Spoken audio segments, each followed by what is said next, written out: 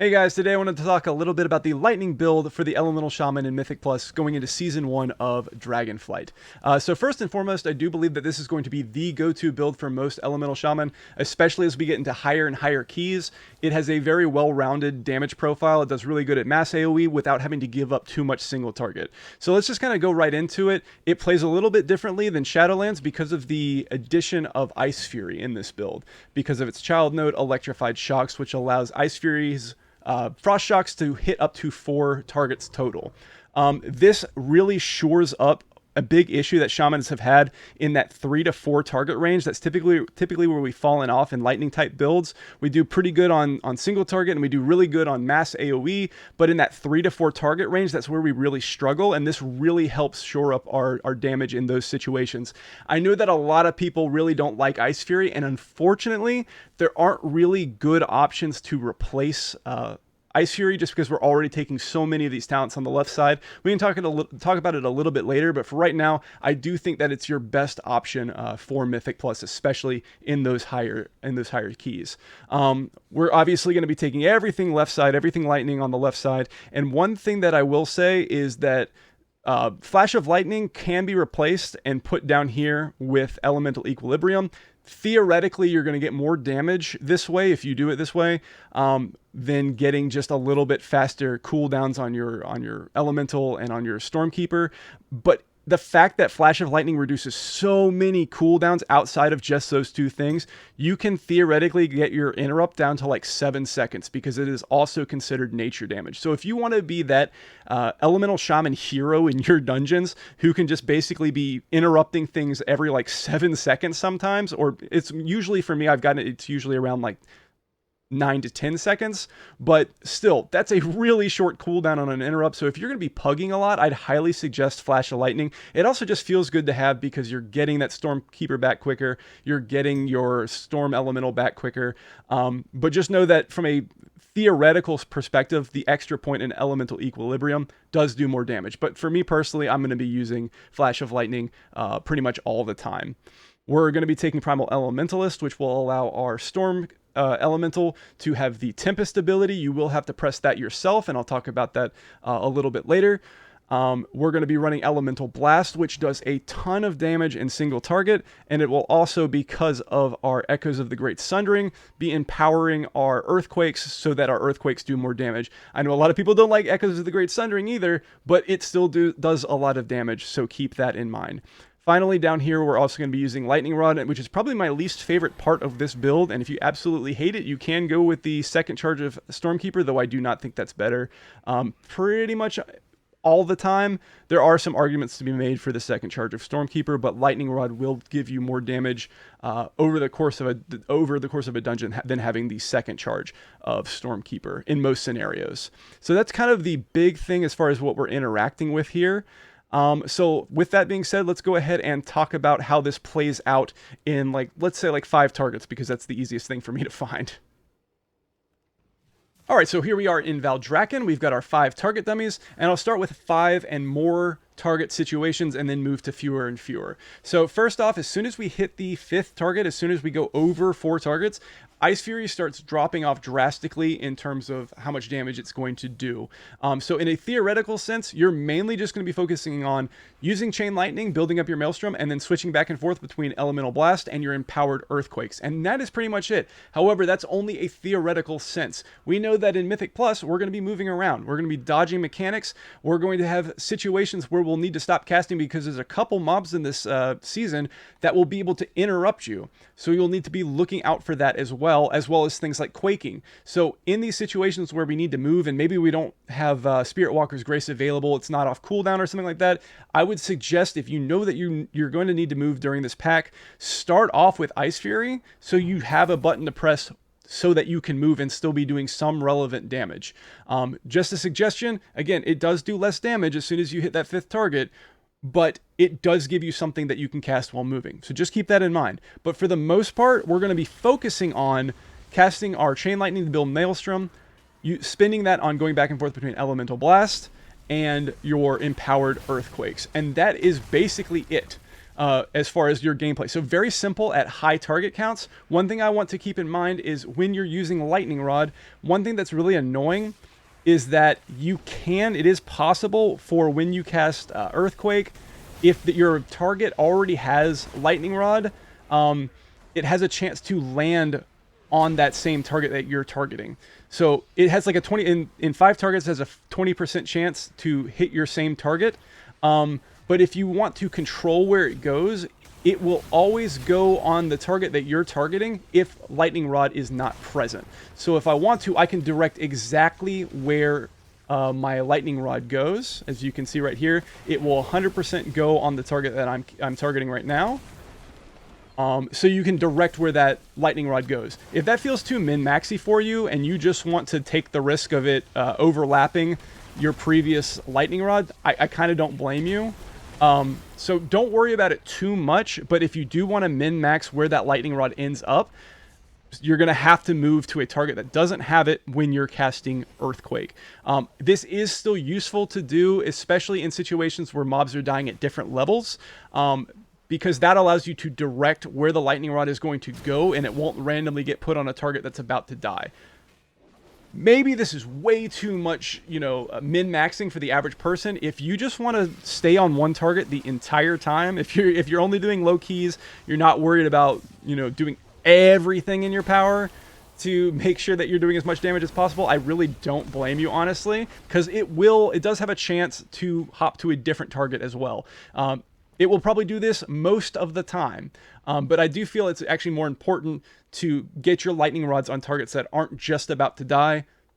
But again, that might be too much for the average person, and I totally don't blame you. If you watch me on stream, I will be doing probably that most of the time, where it's probably just one too many things to focus on. But just so you're aware, just so you know how the behavior of that works, you can direct it, but I wouldn't spend too much time worrying about it. Alright, so now let's talk about that 3 to 4 target range. I'm still in front of these 5 target dummies, but just for the sake of argument, let's pretend we're talking only about 3 to 4 targets.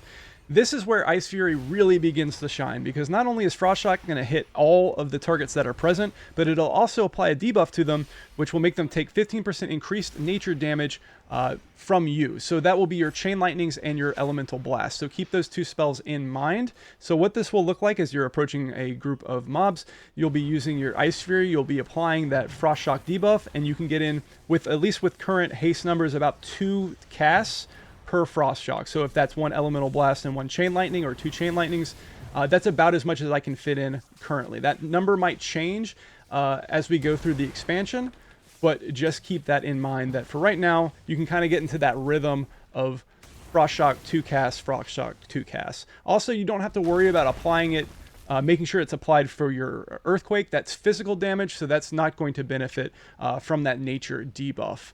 It's a pretty simple playstyle in theory, but I understand if you're not used to using Icefury, this is a big change.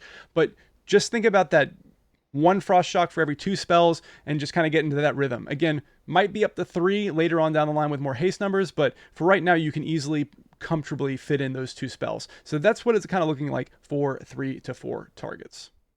And finally, I want to talk about the 2 target and then also the 1 target scenario for this build. One thing that you might find strange is that I have not talked about Flame Shock or Lava Burst at all with this build so far. And the main reason is, at higher target counts, it is just not worth casting. I know in the past we've always had at least 1 Flame Shock for like 4 targets, and then definitely for fewer. But in this build, with the loss of all the flame talents on the right side, or those fire-based talents on the right side, and then the big loss, it being Lava Surge, we just don't get those instant cast Lava Burst that we could then use when we're moving, and then also passively get that benefit from our Master of the Elements. So the fact that we're never getting those instant casts has really hurt Lava Burst usefulness in Mythic Plus. However, at around 2 targets, I believe, is where it will start kicking in as being useful again. The only difference between 1 and 2 targets is we're really just going to be replacing Chain Lightning and Lightning Bolt, and that's about it. Everything else will stay the same. The other big change in 2 and 1 target situations is we will no longer be casting Earthquake at all. We will just be casting Elemental Blast and just completely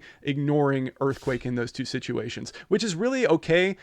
In most situations in Mythic Plus, the only reason why there's going to be 2 mobs in a pull would be if the tank is then pulling those 2 mobs into other mobs, which you wouldn't be wanting to drop Earthquake anyway. And then the other situation would be like at the end of Halls of Valor, where you have those 4 mini bosses and the last 2 that you have to fight at the same time. Those guys are going to be big, especially in high Mythic Plus keys. So you're really going to be wanting to focus on one to get one killed really quickly. So the fact that it's not that different between 1 and 2 targets is actually fine. The fact that you're kind of doing more single target than cleave is fine from a Mythic Plus perspective, in my opinion, in most situations. So what this is going to look like, you're still going to want to be using your Icefury, get that Flame Shock on there, get your debuff on there from your Frost Shocks, use your Lightning Bolt in single target or Chain Lightning, and then we can use our Frost Shock into our Lava Burst, into our Elemental Blast whenever we can, so that Elemental Blast is getting the benefit of Frost Shock and Lava Burst applying that Master of the Elements buff, so it just gets that extra beefiness for that. So that's about it that I wanted to talk about for single and 2 targets. Again, your only thing you're having to do from what I just did is you're just replacing that Lightning Bolt with the Chain Lightning. And that's about the same outside of that. So the last thing I want to talk about is the important cooldowns that we'll be using with this build. So the 2 offensive cooldowns that I want to talk about are Stormkeeper and Storm Elemental. So first off, both of these should be used pretty much on cooldown as often as you can. Obviously, if you have a big pack that you're trying to hold these for, you can do that, but you don't want to be holding onto these for too long if you can help it. Both of these abilities will be affected positively by Flash of Lightning.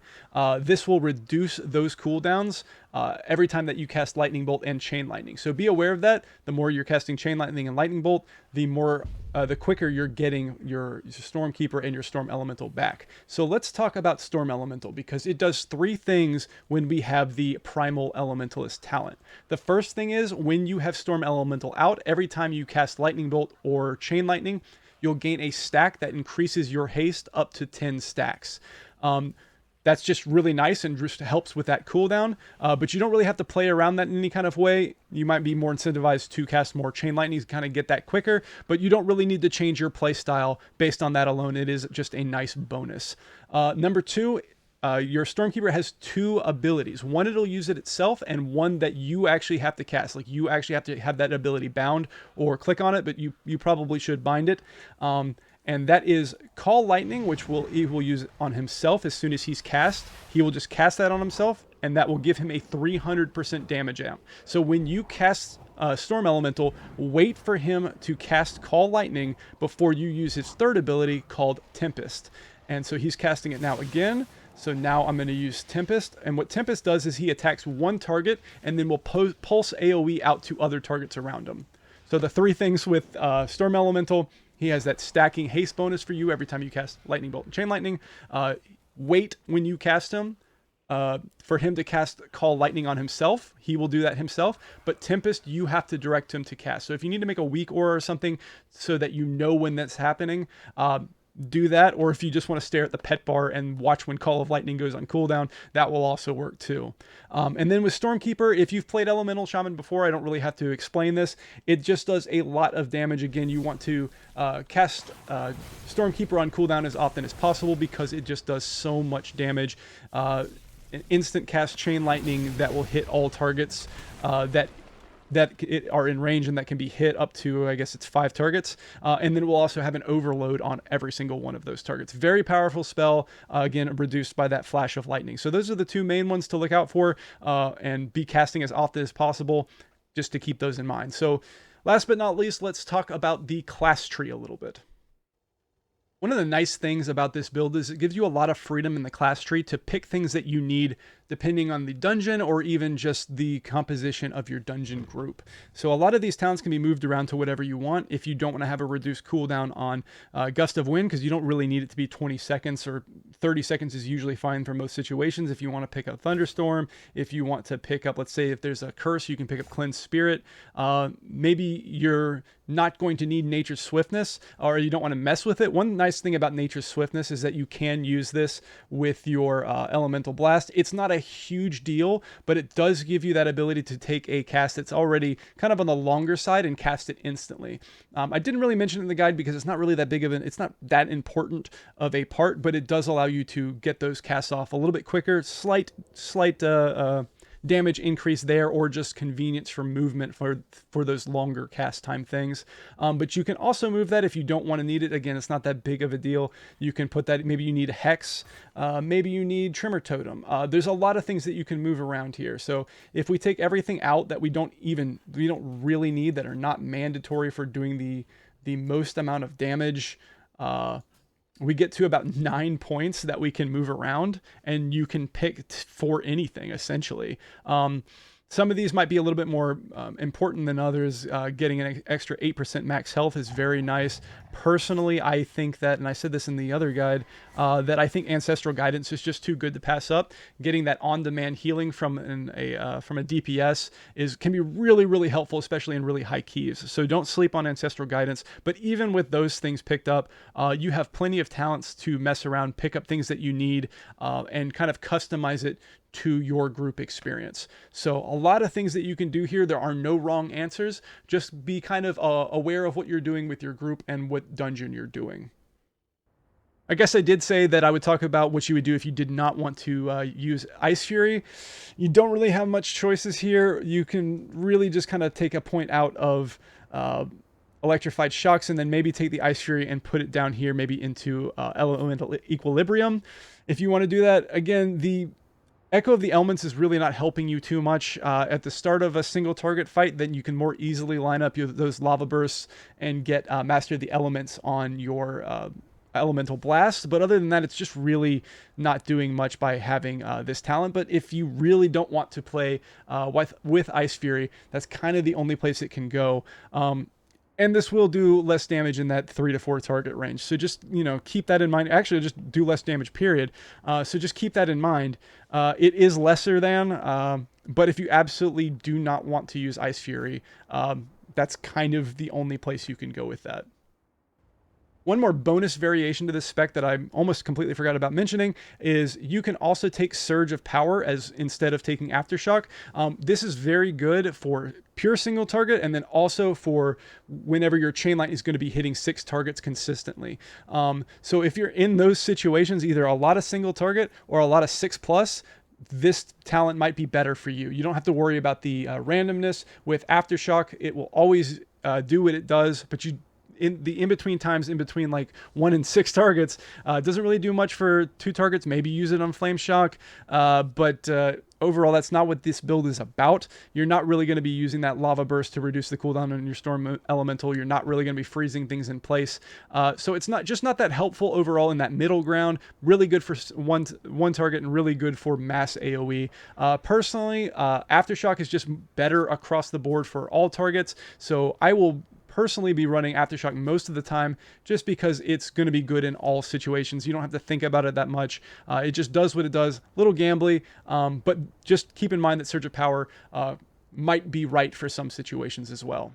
And that's about it. That's all I wanted to talk about. Kind of breaking down the target counts and kind of the variations and things you can do with this build. I think this build's going to be really good, especially when we start getting up into those higher keystones, as I said. And especially, it'll feel really nice with haste. I don't like talking about stats because that's something you should be simming for. But in general, crit and haste are probably going to be better for this build. So just keep that in mind. But at the end of the day, you should always be simming yourself when it comes to stats.